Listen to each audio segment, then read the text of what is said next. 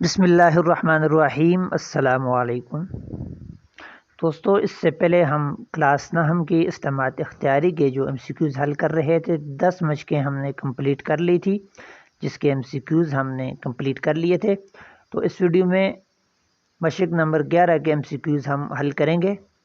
تو آئیے سوال نمبر 1 سے سٹارٹ کرتے ہیں۔ سوال نمبر 1 کے درست جواب کا انتخاب کریں۔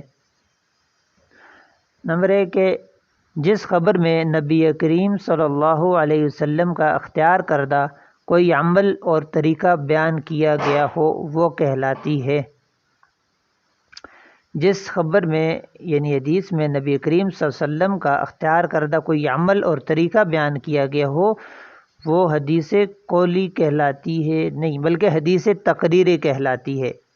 حدیث فعلی وہ ہوگی کہ جس میں آپ صلی اللہ علیہ وسلم کا کوئی فعل بیان کیا ہو، حدیث قولی جس میں آپ کا کوئی قول بیان کیا ہو، حدیث تقریری جس میں آپ صلی اللہ علیہ وسلم صحابہ کے سامنے جو کوئی عمل کرتے ہیں اس کو بیان کیا جاتا ہے تو اس کو حدیث تقریری کہتے ہیں۔ اور اسی طرح حدیث قدسی بھی آ گئی، تو حدیث قدسی وہ حدیث ہے جو اللہ کے رسول صلی اللہ علیہ وسلم اللہ تعالیٰ کی طرف نسبت کرتے ہوئے بیان فرماتے ہیں۔ ٹھیک ہے، حدیث قدسی وہ ہوتی ہے جس میں اللہ تعالیٰ کی طرف نسبت کرتے ہوئے آپ صلی اللہ علیہ وسلم کوئی حکم بیان فرماتے ہیں۔ سوال نمبر 2 ہے سنت کے لغوی معنی ہیں۔ سنت تو ویسے طریقہ کو کہتے ہیں، یہاں پر جو قول فعل طریقہ اور تقریر، ٹھیک ہے، تو سنت کے جو لغوی معنی ہیں وہ طریقے کو کہتے ہیں۔ سنت کو لفظی یا لغوی جو معنی ہم کہتے ہیں وہ راستے کو کہتے ہیں، خواہ وہ اچھا ہو یا برا ہو، اسی طرح طریقے کے معنی میں آتے ہیں۔ لیکن جب اصطلاح شریعت کی بات کریں تو اس میں جو سنت کا معنی ہوتا ہے کہ حضور صلی اللہ علیہ وسلم کے اختیار کردہ اور ہدایت کردہ طریقے کو کہتے ہیں، جب یہ شریعت کی اصطلاح میں کہتے ہیں۔ تو ویسے لغوی اعتبار سے تو طریقے اور راستے کو ہی کہتے ہیں۔ سوال نمبر 3 ہے شریعت اسلام کے بنیادی ماخذ ہیں۔ بنیادی ماخذ 4 ہیں: قرآن، سنت رسول، اجماع اور قیاس۔ یہ 4 بنیادی شریعت اسلام کے ماخذ ہیں: قرآن، سنت رسول، اجماع اور قیاس۔ یہ 4 بنیادی شریعت اسلامی کے ماخذ ہیں۔ سوال نمبر 4 ہے حدیث نبوی میں راویوں کے ناموں کا سلسلہ کہلاتا ہے۔ ناموں کا سلسلہ سند کہلاتا ہے۔ حدیث میں 2 چیزیں ہوتی ہیں، ایک ہوتی ہے سند اور ایک ہوتا ہے متن۔ تو جو راویوں کا نام کا سلسلہ ہوتا ہے کہ فلاں نے فلاں سے بیان کیا، فلاں نے فلاں سے سنی، فلاں نے فلاں سے سنی، تو یہ سند ہوتی ہے۔ اور جو آپ صلی اللہ علیہ وسلم کے الفاظ بیان کیے جاتے ہیں کہ آپ صلی اللہ علیہ وسلم نے یہ فرمایا، یہ جو آگے حدیث بیان کی جاتی ہے تو یہ متن کہلاتا ہے۔ تو اسی طرح پھر اس میں 2 چیزیں آ جاتی ہیں بنیادی، سند اور متن۔ سند جو راویوں کا سلسلہ ہوتا ہے، متن جو حدیث کے الفاظ ہوتے ہیں ان کو کہتے ہیں۔ سوال نمبر 5 ہے جس سند میں راویوں کی تعداد کم ہو وہ کہلاتی ہے۔ جس میں راویوں کی تعداد کم ہو وہ حدیث کہلاتی ہے۔ اعلیٰ، علی، نازل اور منزل۔ یہاں پر 4 آپشن دیے ہیں، تو اعلیٰ اور علی تو نہیں ہو سکتی، نازل یا منزل، ان میں سے اس کا کوئی درست جواب ہوگا۔ تو اس کا جو درست جواب ہوگا آپ بھی کوشش کریں، تو مجھے بھی اگر کوئی ساتھی سینڈ کر دیتے ہیں واٹس ایپ پہ یا کمنٹ میں تو وہاں پر بھی ریکمینڈ کر دوں گا۔ تو اس کا جواب برحال آپ دیکھ لیں، میرے خیال سے یہ نازل ہے، اس کا آپشن جو ہے جیم۔ سوال نمبر 6 حدیث کا طالب علم اپنے استاد سے حدیث سن کر سیکھے تو اس طریقے کو کہتے ہیں سماع۔ سماع حدیث کہ استاد سے حدیث سنیں تو اس کو اس طرح حدیث جو سیکھتے ہیں اس کو سماع کہتے ہیں۔ استاد سے حدیث کو سن کر سمجھنا اور یاد کرنا یہ سماع کا طریقہ کہلاتا ہے۔ جو حدیث کے حاصل کرنے کے جو مختلف طرق ہیں، مختلف طریقے ہیں، ان میں سے ایک سماع بھی ہے۔ سماع عربی میں سننے کو کہتے ہیں، سمع یسمع سے آتا ہے۔ تو اس طرح جو حدیث کے مختلف اور بھی طرق ہیں جن میں یہاں پر قرات بھی لکھے ہے، مکاتبہ، مناولہ، یہ سارے طریقے یہاں پر بیان کیے ہیں، تو ان میں سے ایک سماع ہے۔ تو قرات کا جو طریقہ ہے اس سے مراد یہ ہوتا ہے کہ شاگرد کو کوئی چیز یاد ہو وہ استاد کو سنائے یا پھر کتاب سے پڑھ کر سنائے، چونکہ اس طریقے میں شاگرد استاد کو پڑھ کر سناتا ہے، اس لیے اس کو عرض پیش کرنا بھی کہتے ہیں۔ قرات کا جو یہاں پر طریقہ بتایا، قرات کا مطلب یہ ہے کہ شاگرد کوئی چیز پڑھ کر استاد کو سنائے، تو اس کو قرات بھی کہتے ہیں اور عرض بھی کہتے ہیں۔ اور اسی طرح پھر مکاتبہ آگے جو دوسرے نمبر پہ آ گیا، تو یہ محدثین کی مکاتبہ کی جو اصطلاح ہے کہ جو استاد ہے خود لکھ کر یا کسی سے اپنی جو مرویات احادیث لکھوا کر ایک حاضر اور موجود شاگرد کو دے یا غیر موجود کو بھجوا دے، تو اس کو مکاتبہ کہتے ہیں، کہ استاد خود لکھ کر یا کسی سے لکھوا کر اپنے شاگرد کو دے یا بھجوا دے، اس کو مکاتبہ کہتے ہیں۔ کتب سے تحریر کے معنی میں آتے ہیں، اس لیے مکاتبہ تحریر کر کے جو استاد دے شاگرد کو، اس کو مکاتبہ کہتے ہیں۔ اسی طرح مناولہ آ گیا۔ مناولہ وہ طریقہ ہوتا ہے کہ استاد اپنے شاگرد کو کوئی کتاب یا لکھی ہوئی حدیث دے کر کہے کہ اس کو میری طرف سے روایت کیجئے، ٹھیک ہے۔ مناولہ، ناولہ، یناول، مناولہ، مناولہ مطلب ہوتا ہے تھمانا، استاد کو چیز لکھ کر دے کہ اس کو میری طرف سے بیان کر دو۔ تو یہ میرے خیال سے کلیئر ہو گئے ہوں گے سارے کے جو یہاں پر بیان کیے تھے۔ سوال نمبر 7 پہ آ جاتے ہیں، روات حدیث کے احوال سے متعلق علم کو کہتے ہیں، تو علم کو علم الرجال یا علم اسماء الرجال کہتے ہیں۔ روات حدیث کو بیان کرنے والے لوگوں کے احوال کے متعلق جو علم ہوتے ہیں، اس کو علم اسماء الرجال یا علم الرجال کہا جاتا ہے۔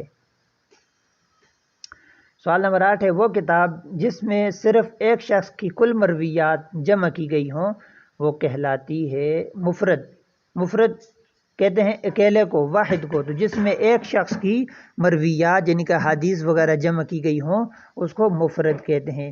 اسی طرح پھر اس میں جو دوسری یہاں پر بیان کی گئی ہیں کہ مسند، غریب اور مستدرک، تو مسند جو ہوتی ہے وہ کتب جن میں صحابہ کرام کی ترتیب رتبی یا ترتیب حروف ہجائی یا تقدم و تاخر اسلامی کے لحاظ سے احادیث ایک جگہ جمع کی گئی ہوں تو ان کو کہتے ہیں مسند، جیسے مسند احمد ہوگی، مسند دارمی ہو گئی، تو جن میں صحابہ کرام کی ترتیب رتبی یا ترتیب حروف ہجائی یا تقدیم و تاخیر جو ہوتی ہے اسلام کے لحاظ سے، اس لحاظ سے جو حدیث جمع کی گئی تھیں اس کو مسند کہتے ہیں۔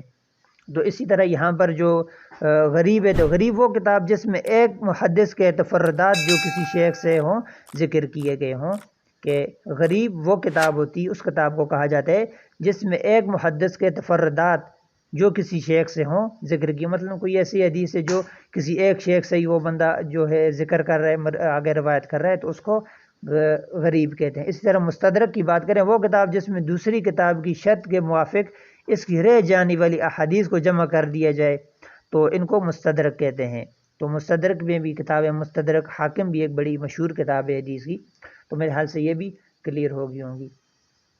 نیکسٹ آ جاتے ہیں سوال نمبر 2 پہ، حدیث کی وہ کتاب جس میں تفسیر، عقائد، آداب، احکام، مناقب اور سیر وغیرہ کے متعلق احادیث درج ہوں وہ کہلاتی ہے۔ جس میں تفسیر، عقائد، آداب، تمام تر چیزیں ہوں، اس کو جامع، یعنی کہ تمام تر جو چیزیں ہیں سب کو ایک جگہ جمع کر دیے ہو تو اس کو کہتے ہیں جامع، ایسی کتاب کو جامع کہا جاتا ہے۔ تو اسی طرح ایک اور قسم میں سنن بھی ہے اس میں، اور سنن کے علاوہ معجم اور اربعین بھی ہے۔ تو اربعین وہ حدیث کی وہ کتاب ہوتی ہے جس میں ایک یا ایک سے زائد عنوانات پر 40 احادیث مرتب کی گئی ہوں، جس طرح مشہور بھی ہے اربعین نبوی اور اربعین شاہ ولی اللہ رحمۃ اللہ۔ اربعین 40 سے ہے نا، عربی میں 40 کو کہتے ہیں، تو جس میں 40 احادیث جمع کی گئی ہوں اس کو اربعین کہتے ہیں۔ اسی طرح ایک اور ہے کہ معجم یہاں پر ہے وہ کتب جن کے اندر بیان احادیث میں ترتیب استاد کا لحاظ رکھا گیا ہو، تو اس میں بھی مشہور ایک کتاب ہے معجم طبرانی، جس میں وہ کتب جن میں انداز بیان احادیث میں ترتیب اساتذہ کا لحاظ رکھا گیا ہو، استاد کی ترتیب کا لحاظ رکھا گیا، اس کو معجم کہتے ہیں۔ جامد ہوگی جس میں سب کو جمع کیا گیا ہو۔ اسی طرح سنن کی بات کریں تو سنن اس سے مراد وہ کتب ہوتی ہیں جن میں احکام کی احادیث ابواب فقہ کی ترتیب کے موافق ہوں، تو اس میں مشہور کتابیں ہیں جیسے سنن ابی داؤد ہوگی، سنن نسائی وغیرہ ہوگی، سنن دارمی، تو یہ کافی سارے کتابیں اور بھی ہیں، ان کے نام بھی کافی مشہور ہیں۔ تو سوال نمبر 10 ہے، رفع علم، شراب کا برملا استعمال اور زنا کی کثرت علامات ہیں، تو یہ علامات ہیں قیامت کی، قیامت کے نزدیک یہ ساری چیزیں زیادہ ہو جائیں گی۔ میرے حال سے یہ سوالات کلیئر ہو گئے، تو پھر بھی اگر کوئی سوال کلیئر نہیں ہوتا، مزید اس کی ضرورت ہے تو آپ کمنٹ میں لازمی بتائیں، مزید بھی ہم اس کی آپ کو تشریح بتا دیں گے۔ اگلا سوال ہے، درج ذیل کا ترجمہ لکھیں، تو یہ بھی ان یقذف فی النار کہ اس کو آگ میں ڈالا جائے، ان یقذف فی النار کہ اس کو آگ میں ڈالا جائے۔ حدیث کے یہ الفاظ ہیں، ان کا ترجمہ ان یقذف فی النار کہ اس کو آگ میں ڈالا جائے۔ غفر لہ، اس کے لیے بخش دیے جائیں گے۔ تو اس طرح رعات الابل میرے حال سے کالے اونٹوں کو کہتے ہیں، رعات الابل شاید کالے اونٹوں کو کہتے ہیں۔ اور یثبت الجہل کہ یثبت الجہل جہالت کے عام ہو جانا، جہالت کا ثبت ہو جانا، جہالت کا عام ہو جانا۔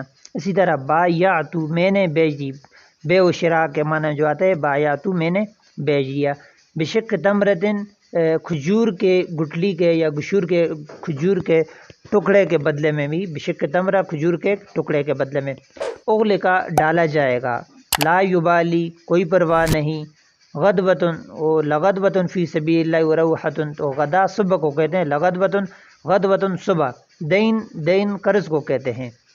تو یہ الفاظ معنی بھی میرے حال سے کلیئر ہو گئے ہوں گے۔ تو یہاں تک میرے خیال سے ہماری جو مشقیں کمپلیٹ ہوگی ہے، تو ویڈیو بھی زیادہ لمبی ہو جاتی ہے، نیکسٹ مشقیں جو ہیں اس لیے ہم شامل بھی نہیں کر سکتے، تو اگلی ویڈیو میں انشاءاللہ دوسری مشق بھی ہم آپ کے ساتھ پیش کریں گے۔ تب تک کے لیے اجازت دیجیے گا، اللہ حافظ۔